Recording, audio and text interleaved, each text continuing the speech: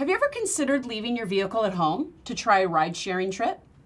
Did you go for it or not? And if not, what changed your mind? If you're ever worried about the safety of ride-sharing apps, this show is for you. Hi, I'm Lisa Charney, your host for today's show, Take Notice. Today's guest is Officer Dave Morey of the California Highway Patrol to share with us some safety tips for used ride-sharing programs like Uber and Lyft. Thank you so much for being here with us today. Thanks, Lisa. So, I am not an avid Uber, Lyft driver. I have taken a couple of rides, but I'm very inexperienced. So the show's going to come in handy for me, I'm sure, as well as a lot of viewers out there. Yeah. So let's dive into safety. Absolutely. So what can I expect when I order a ride to come and get me? And what are some things that I should do right off the bat? Well, right off the bat, the driver knows very basic information, just enough to be able to locate you and pick you up. And likewise, you'll know some information about the driver as well, his license plate, his name, and you'll have a picture on the app of him to know who you're looking for as a driver. So both of you have very little information about each other, but just enough to make that a successful ride. So I should check for the license plate. Absolutely. It should show on the app, it will show you a picture of the vehicle and the license plate and a picture of the driver. And those are the main key things you're looking for. Okay. Is there a better place that I should be sitting in the car? Should I just get into the front seat? That's a good question. Even before you get in the car, if you're concerned about a driver potentially knowing where you live and maybe even taking a step back, the majority of these rides in Uber or Lyft or any other ride service the majority of them are incident-free and safe. Sure. But if you have a concern about having a driver know where you live, or where you're coming from, whether it's employment or residence, there's nothing that says you can't, walk half a block down the street and get in the car at that point. Oh. Just to kind of give yourself a little distance from where you live or work. That's a great point. And you don't want somebody to know that you're leaving your house, and your house could be absolutely vacated. Right. That's an excellent point. Yeah, and so that kind of just gives you a little bit of separation from your personal life and taking this ride to the airport or wherever you may be going. Additionally, when you get in the car, getting in the back seat is typically recommended. Oh, okay. Just because it gives you a little distance from the driver, and it gives you a little bit of privacy using your cell phone, using any kind of other personal items. You don't want them to see information that's specific to you. Is the route that you're taking, is that public knowledge? I mean, he knows where you're going? Right. Do others know where I'm going? Others will only know if Uber or Lyft or whatever service you're using, they will know where you're going, and they will be tracking that whole transaction. Additionally, if you want to share information about your route with family members or loved ones, right. If you have any concerns at all, you can do that.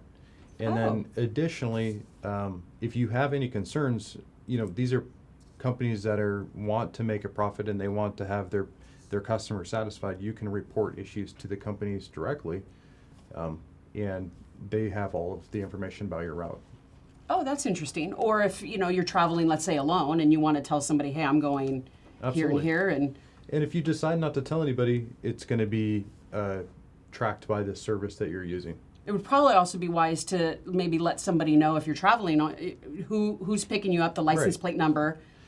I mean, that when you share that information, when you share through the app to your family member, whoever it may be, they're going to get all that info. Oh, okay. Yeah. And you know what? We've always heard, too, that your instinct is always your best form of self-defense. Absolutely. So I'm sure that probably comes into play as well. It absolutely does. I mean, if it doesn't feel right, if it doesn't seem like you're in the, there's nothing that says that when you request an Uber or a Lyft or any kind of service that you don't have to take it.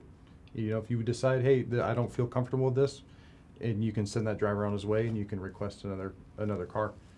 Oh, interesting. I didn't really know that you could reject it even if it comes. I don't know if there's penalties within the service, but I know just as a human, we have that option. Sure. It's your safety. You have to make that decision for yourself.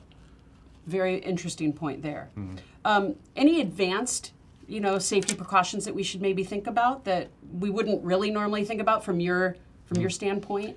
Well, again, I kind of already mentioned that earlier, but I just want to emphasize that the majority of these rides are very safe. It's really actually from a department that focuses on DUIs and so forth. This type of service is doing the public a benefit when it comes to avoiding driving under the influence. Sure. And so we encourage it. And so there's not really any advanced, secrets to the trade. Just letting your family know, sharing your trip with them. Those are probably the main things that we would emphasize. So as a highway patrol officer, do you hold ride-sharing drivers to a different standard than a private driver? Generally speaking, yes. Oh. And the reason why is because ride-sharing drivers, Uber, Lyft, any kind of shuttle service, those individuals are being paid to drive. And they drive, the majority of the day. There's been times where I've encountered Uber or Lyft drivers that have been driving for 10 plus hours a day. Oh. So they put quite a few miles on their vehicles, and they're out on the roads, and they're familiar with where they're driving. So just with all of that taken into account, we're going to hold them to a higher standard than somebody that just, does a 30-minute commute to work each day. Is there an example that you can give us? I would say the most common example that most of your viewers may relate to is, speeding. An Uber driver or a Lyft driver or any shuttle driver that we stop in for an enforcement contact for speeding, they're on the roads all the time. They're familiar with the speed limits on the roads that they drive on.